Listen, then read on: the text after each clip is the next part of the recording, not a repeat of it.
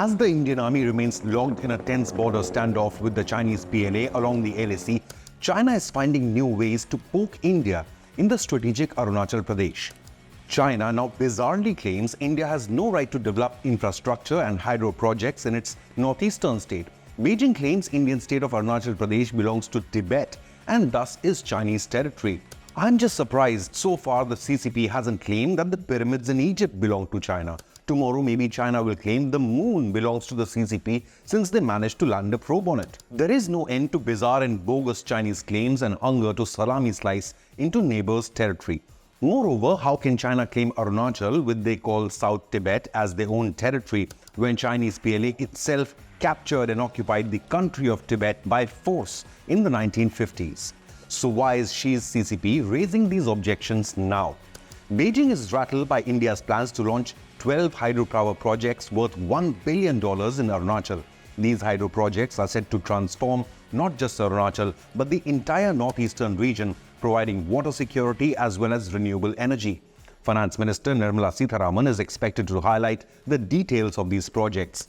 Reports suggest the Finance Minister has approved $89.5 million in financial assistance to each hydropower project in this northeastern region.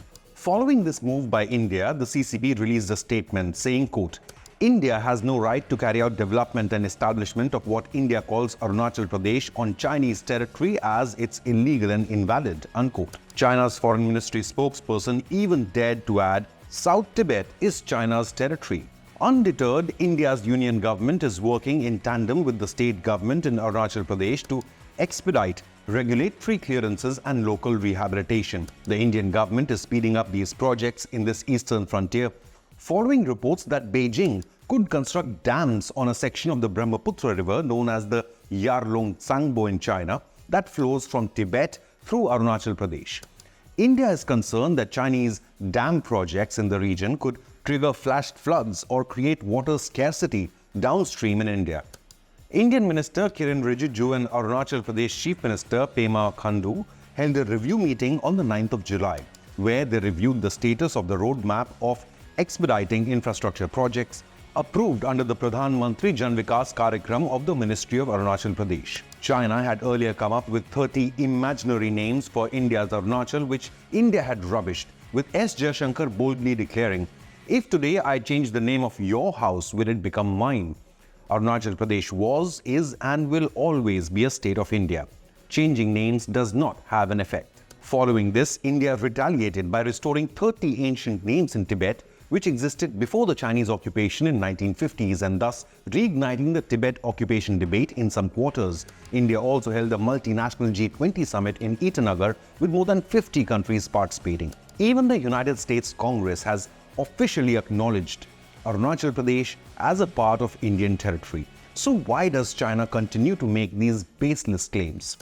Now here's the crux of the issue. China has no legal or historical claims to India's Arunachal Pradesh because simply many believe Tibet itself is not Chinese territory and has been forcibly occupied by the CCP. The PLA would not have the need to attack and then occupy Tibet in 1950s and then crush an armed rebellion if it was indeed Chinese land. Hundreds of thousands of Tibetan refugees, along with the Dalai Lama, did not need to escape the Chinese military and find refuge in India had they thought they were Chinese. Even the United States Congress recently passed a Resolve Tibet bill, while an American delegation met the Dalai Lama in India's Dharamsala, extending support to the Tibetan cause. In fact, Tibet and India had been neighboring countries for centuries and not India and China. Tibet had acted as a buffer state between the Indian and Chinese civilizations.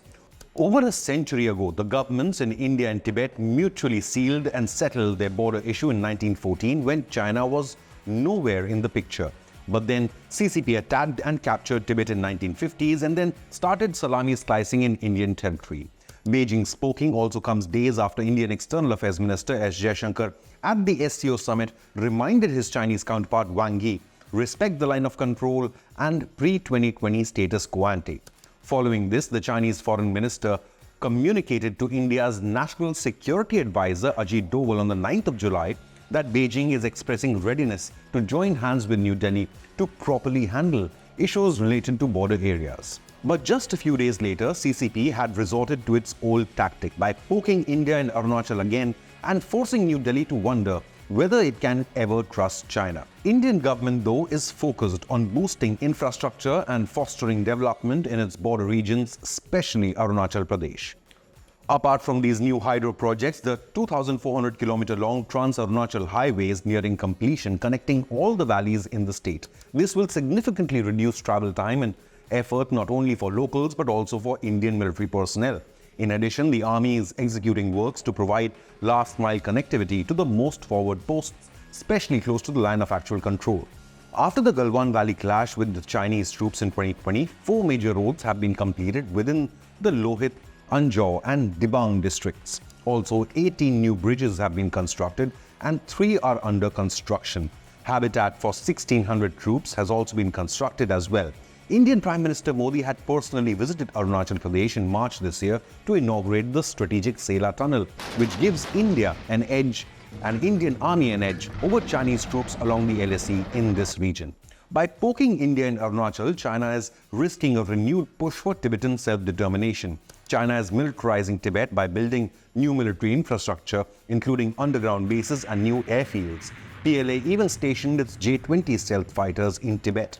In a lesser-known event, a few months after the 2020 Galwan Valley clashes, the Chinese PLA attempted a similar incursion near Tawang in Arunachal Pradesh. Indian military had prior information on Chinese troop movements thanks to US intelligence reports, and visuals showed Indian troops beating the Chinese with sticks before pushing them back across the border. Arunachal Pradesh is highly strategic and much closer to China's power centers as compared to the distant Ladakh. Indian military power in Arunachal is far more threatening to the Chinese than Ladakh. India has repeatedly urged China to end salami slicing and respect international laws. However, given China's constant poking, do you believe India can ever trust China to respect the line of actual control and work towards lasting peace?